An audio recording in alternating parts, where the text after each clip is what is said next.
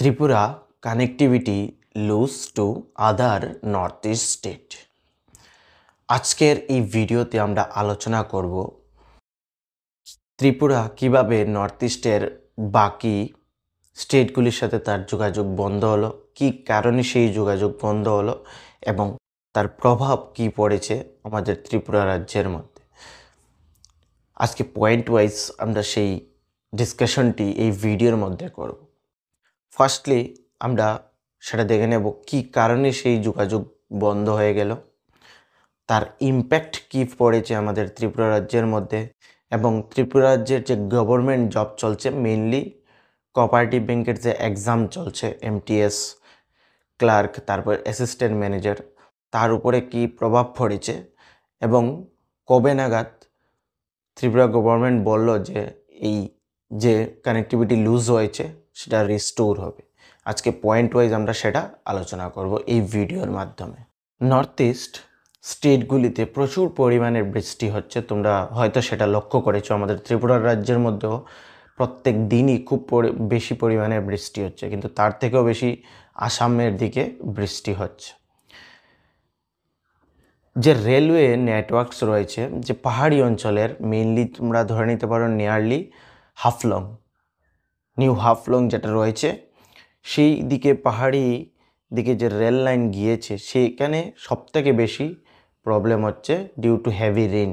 এবং এই রেইনের জন্য, এই বৃষ্টির জন্য সেখানে ল্যান্ডস্লাইড হচ্ছে, এবং এই ল্যান্ডস্লাইডের জন্য এবং বৃষ্টির জল সেই রেলওয়ে যে ট্র্যাক রয়েছে সেই ট্র্যাকের উপর দিকে সেগুলি বয়ে যাচ্ছে, এবং সেখানে প্রচুর পরিমাণে মাটি এসে ওই রেলওয়ে ট্র্যাকের উপর চলে আসছে, এবং যার জন্য কানেক্টিভিটি কন্টিনিউয়াসলি লুজ হচ্ছে। তোমরা দেখতে পাচ্ছ যে অনেকগুলো ট্রেন রিশিডিউল হচ্ছে, ট্রেন ক্যান্সেল হচ্ছে, এবং সেম ওয়েতে না আমাদের যে বাস সার্ভিস রয়েছে বাই রোড, সেটার সেম পরিস্থিতি রয়েছে due to heavy rain. As per the government order, তোমরা হয়তো অনেকে সেই নিউজটি ফেসবুকেও দেখেছো বা আরও কোথাও শুনেছো সেই নিউজটি, যে এই কানেক্টিভিটি লুজের কারণে ত্রিপুরা রাজ্যের মধ্যে বাইকের মধ্যে শুধু 200 টাকার পেট্রোল এবং কারগুলির মধ্যে 500 টাকার পেট্রোল তোমরা ফিল করতে পারো। সেটা কেন? সেটা হচ্ছে যে রেল যে ওয়েল সেটা ত্রিপুরা রাজ্যের মধ্যে আসছে না ডিউ টু রোড খারাপের জন্য এবং ট্রেন লাইন খারাপ হওয়ার জন্য এই পেট্রোল ত্রিপুরা রাজ্যের মধ্যে আসছে না। সের জন্য গভর্নমেন্ট সেই অর্ডারটি বের করেছে যে বাইকের জন্য 200 টাকার পেট্রোল এবং গাড়ির জন্য 500 টাকার পেট্রোল তোমরা পেট্রোল পাম্প থেকে ফিল করবে। যেটা কোভিডের সময়ও হয়তো ছিল, তোমরা আগেও দেখেছো হয়তো অনেকবার, যে 200 টাকা এবং 500 টাকা করেছিল। সেটা শুধুমাত্র এই কিছু দিনের জন্য করেছে এবং সেই সার্কুলারটি বের করেছে। কানেক্টিভিটি যে সময় আবার ঠিক হয়ে যাবে সেটা কিন্তু আর থাকবে না। এই বাই রোড এবং ট্রেন লাইন বন্ধ হওয়ার কারণে আমাদের ত্রিপুরা রাজ্যের মধ্যে কিন্তু অনেক প্রভাব পড়ছে। যেমন বাইরে থেকে সেই গুডসগুলো আসছে না আমাদের ত্রিপুরা রাজ্যের মধ্যে, সেটা কিন্তু আমাদের দৈনন্দিন জীবনে অনেক ইম্প্যাক্ট করছে।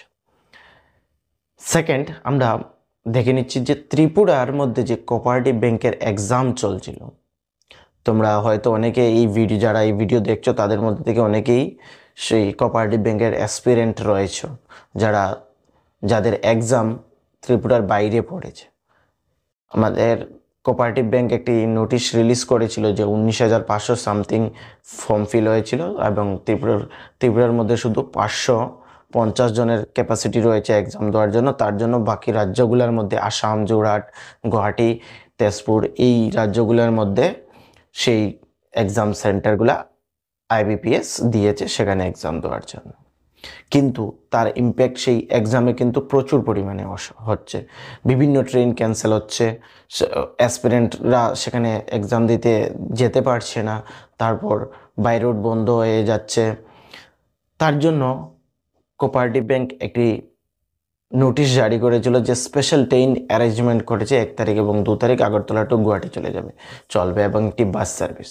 এবং সেই বাস সার্ভিস যে ওরা অ্যারেঞ্জ করেছিল সেই বাসের মধ্যে তোমরা হয়তো দেখেছো সেই নিউজটি, সেই বাসটি একটি অ্যাক্সিডেন্টের অ্যাক্সিডেন্ট হয়ে যায় এবং যার মধ্যে একজন কোঅপারেটিভ ব্যাংকের অ্যাসপিরেন্টের স্পট ডেড হয়ে যায়। উনি তার প্রাণ ত্যাগ করেন এবং অনেকেই ইনজিওর্ড হন এবং শিলচর হসপিটালে ওদের ট্রিটমেন্ট চলছে। এবং অনেক অ্যাসপিরেন্ট রয়েছে যারা সেই এক্সাম দিতে যেতেই পারছে না due to connectivity issue. Okay, as per the my opinion, TSCVL এই সিচুয়েশনটাকে রিভিউ করা উচিত ছিল এবং সেই এক্সামটিকে ক্যান্সেল করা উচিত ছিল। কারণ অনেক স্টুডেন্ট রয়েছে যারা ফিল করেছে এবং ওদের ফুল প্রিপারেশন রয়েছে, কিন্তু বিভিন্ন কারণে বহির্রাজ্য পড়ার জন্য এক্সপেন্সের একটা খরচ রয়েছে, হোটেল খরচ রয়েছে, ডিউ টু হেভি এক্সপেন্স। ওরা যে ট্রেন অ্যারেঞ্জ করেছে তা কিন্তু ফ্রি নয়, সেটার জন্য তোমাদের পে করতে হবে। ডিউ টু হেভি এক্সপেন্স এবং এই যে বৃষ্টির কারণে ট্রেন লেট হচ্ছে, ট্রেন চলছে না, অনেক অ্যাসপিরেন্ট রয়েছে যারা অন্য ট্রেনের মধ্যে টিকিট কেটে অলরেডি রেখেছে, তাদের ট্রেন ক্যান্সেল হচ্ছে, তারা যেতে পারছে না। সেই বিষয়টা আইবিপিএস এবং টিএসসিভিএল রিভিউ করা উচিত ছিল এবং এক্সামটিকে পোস্টপোন করা উচিত ছিল, as per the my opinion. আপনাদের ওপিনিয়ন কি সেটা কিন্তু আমাকে কমেন্টে বলবে, কি এক্সাম ক্যান্সেল করা উচিত ছিল আইবিপিএসের এবং টিএসসিভিএলের, সেটা কিন্তু আমাকে কমেন্টে নিচে বলবে তোমরা। ট্রান্সপোর্ট মিনিস্টার সুশান্ত চৌধুরী বলেন যে এই যে রোডসগুলো এটি 4 দিনের মধ্যে রিস্টোর্ড হয়ে যাবে after the high level meeting.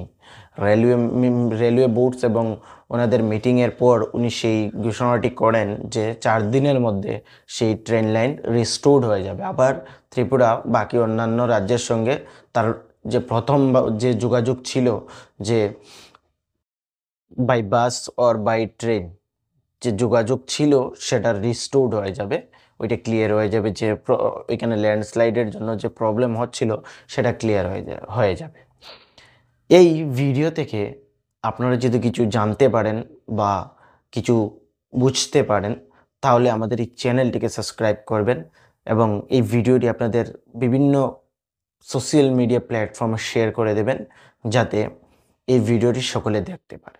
এবং আমাকে নিচে আপনাদের অপিনিয়নটাও বলবেন যে এই টিএসসিভিএল এই যে দুর্ঘটনা হয়েছে বা এই যে প্রবলেম হচ্ছে অ্যাসপিরেন্টদের বাকি রাজ্যগুলিতে এক্সাম দিতে, কি আইবিপিএস এবং টিএসসিভিএল সেই এক্সামটিকে পোস্টপোন করা উচিত না উচিত নয়?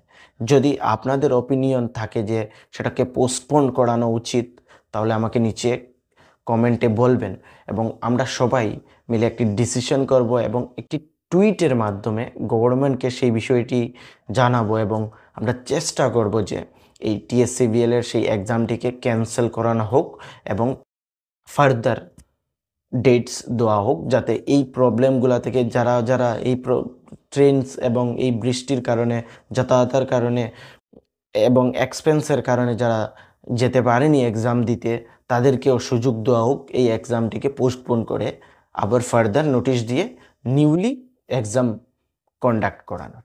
ওকে, তো সবাইকে থ্যাংক ইউ।